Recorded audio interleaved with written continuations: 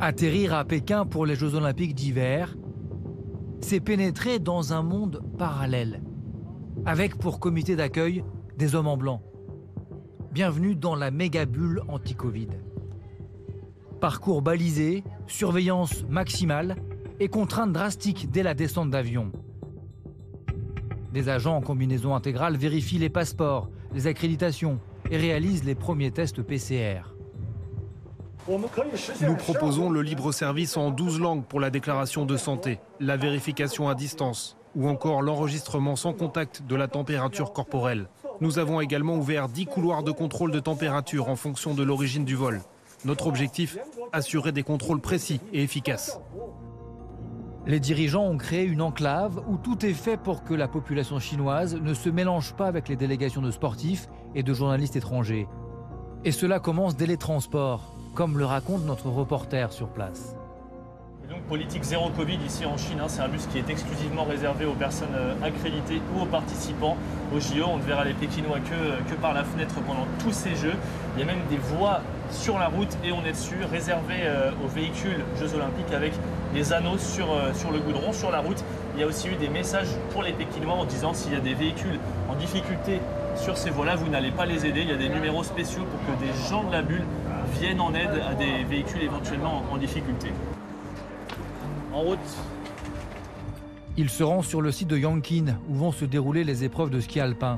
Mais avant cela, énième contrôle pour prendre le train. Le fameux QR code qui va donc nous permettre de prendre le train dans notre propre wagon. Ok, thanks.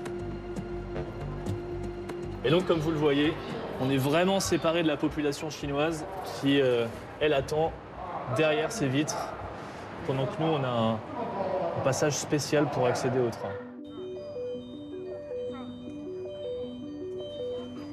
Des habitants qui, pour la plupart, regarderont les épreuves à la télévision. Car pour minimiser les risques, le grand public n'a pas accès aux compétitions. Bien sûr, c'est dommage que je ne puisse pas aller voir les épreuves. Mais je vais respecter les règles. Le pays ne fait pas ça pour rien. J'aimerais trouver d'autres moyens de ressentir l'esprit olympique d'hiver après les Jeux. Des Jeux sans tambour ni cri de joie, glaciaux, disent certains, et même à l'heure de l'apéro. Dans les bars, ces cocktails anti-Covid. Les serveurs sont obligés de porter des combinaisons intégrales.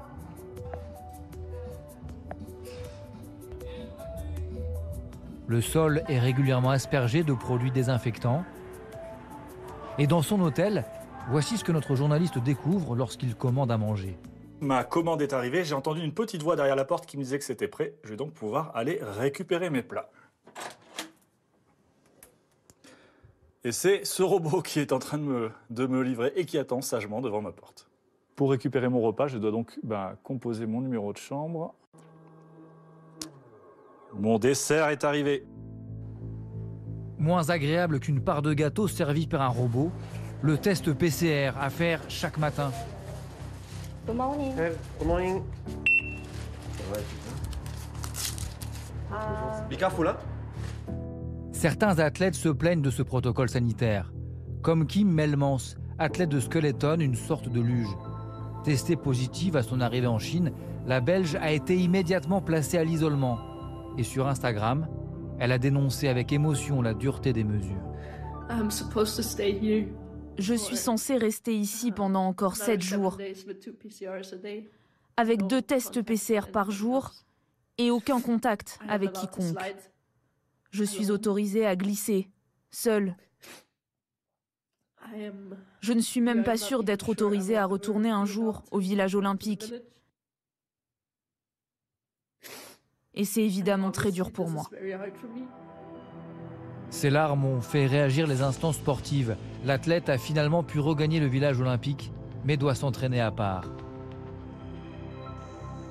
Des mesures radicales, une vie sous cloche pendant 15 jours. Mais pour la Chine, une manière de prouver au monde l'efficacité de sa politique zéro Covid.